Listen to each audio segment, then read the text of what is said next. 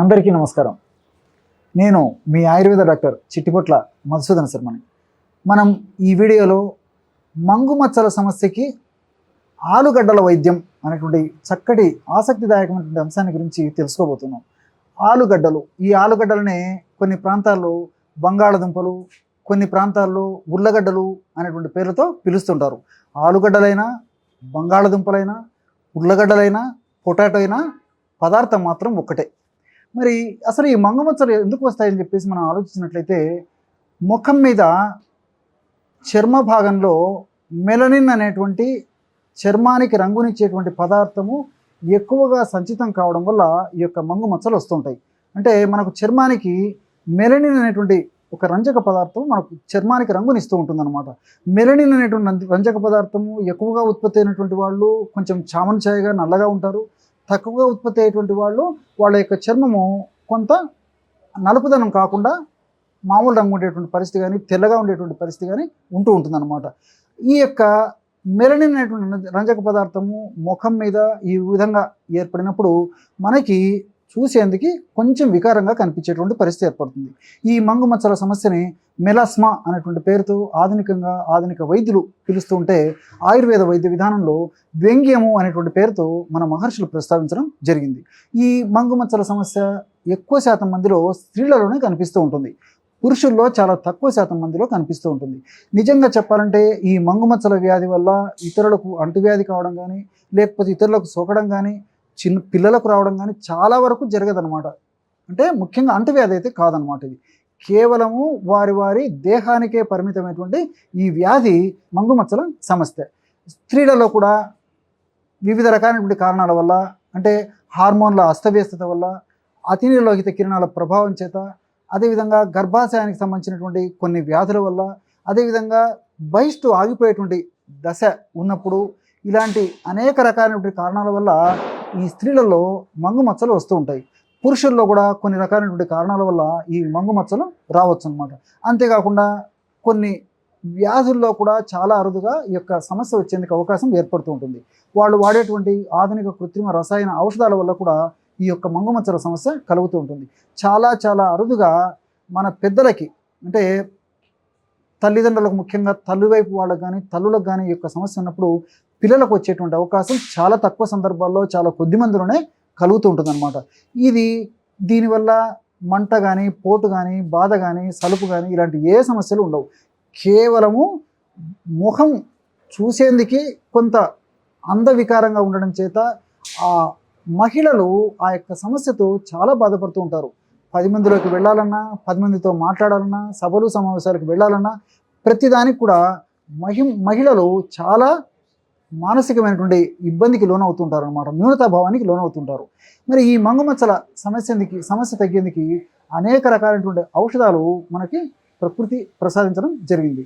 వాటిల్లో మీరు తయారు చేసుకోదగ్గ సులువైనటువంటి ఔషధ యోగాన్ని ఈ యొక్క వీడియోలో మీకు తెలియజేయబోతూ ఉన్నాను.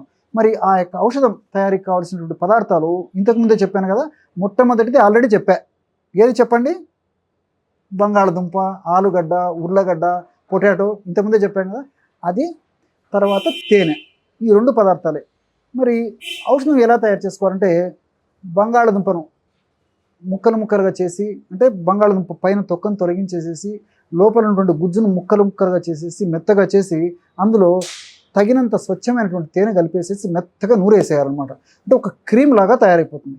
ఆ విధంగా తయారైనటువంటి ఆ యొక్క క్రీమును, అంటే ఆలుగడ్డలు తేనె కలిపి తయారు చేసుకున్నటువంటి ఆ క్రీముని మంగు మచ్చలు ఉన్నటువంటి ప్రాంతంలో అప్లై చేసేసి 1 లేదా 2 నిమిషాల సేపు మర్దన చేసేసి ఒక అరగంట లేదా గంట సేపు ఉన్న తర్వాత కడిగేస్తుండాలన్నమాట. ఆ మర్దన చేసిన తర్వాత మరలా కూడా కొద్దిగా ఈ యొక్క క్రీమును అప్లై చేసేయాలి.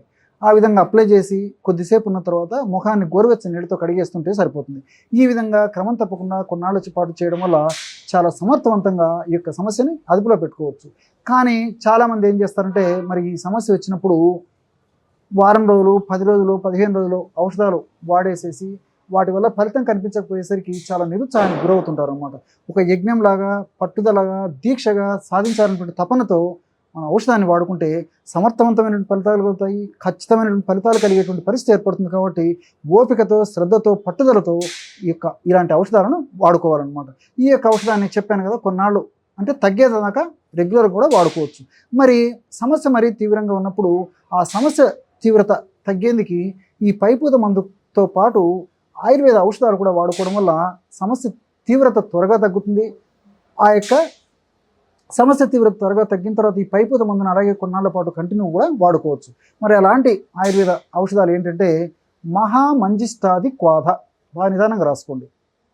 మహామంజిష్టాది క్వాథ. ఇది మనకు లిక్విడ్ రూపంలో దొరుకుతుంది అనమాట. మీరు కూడా వాడుకోవచ్చు. దీంట్లో ఎలాంటి సైడ్ ఎఫెక్ట్స్ కలిగించేటువంటి ఔషధాలు ఏం లేవు.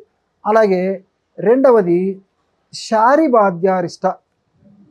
మొట్టమొదటిది మహామంజిష్టాది క్వాథ, రెండవది శారిబాధ్యారిష్ట. రాసుకున్నారు కదా. శారిబా అంటే సుగంధి పాల. సుగంధి పాలను ఔషధంగా ఉపయోగించి ఒక లిక్విడ్ తయారు చేస్తారనమాట. శారిబాధ్యారిష్ట.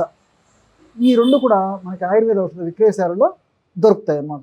అవి తెచ్చుకొని రోజు ఉదయం ఒకసారి, రాత్రి ఒకసారి 10 ml మహామంజిష్టాది క్వాథ, 10 ml ఈ యొక్క శారిబాధ్యారిష్ట, అక్కడికి 20 ml అవుతుంది కదా, 20 ml నీరు కలిపేసేయాలి. ఆ విధంగా కలిపినటువంటి ఆ యొక్క ద్రవరూపమైనటువంటి ఔషధాన్ని ఉదయం ఆహారం తర్వాత ఒకసారి సేవించాలి. రాత్రిపూట కూడా ఇదే విధంగా రెండు కలిపినటువంటి ఆ యొక్క ఔషధాన్ని రాత్రిపూట కూడా సేవించాలి. ఈ విధంగా రోజు 2 సార్లు సేవించడం వల్ల ఆ ముఖ భాగంలో మెలనిన్ అనేటువంటి అధికంగా సంచితమైనటువంటి ఆ యొక్క సమస్య తగ్గిపోవడమే కాకుండా మరలా అధికంగా మెలనిన్ అనేటువంటి యొక్క రంజక పదార్థము, ఈ పిగ్మెంట్ ఏదైతే ఉందో అది ముఖం మీద ఎక్కువగా ఉత్పత్తి కాకుండా ఎంత ఉత్పత్తి కావాలనో అంతవరకే ఆ మెలనిన్ ఉత్పత్తి అయ్యేందుకు ఈ మంజిష్టాది క్వాథ, శారిబాధ్యారిష్ట చాలా చక్కగా ఉపయోగపడతాయి. చూశారు కదా, ఇటువంటి చక్కనైనటువంటి ఔషధాన్ని ఈ యొక్క వీడియోలో ఈ మంగుమచ్చల సమస్య తగ్గేందుకు తెలుసుకున్నారు. మరొక వీడియోలో మరొక అంశంతో మళ్ళీ కలుద్దాం. అంతవరకు నమస్కారం. మీ చిట్టిబొట్ల.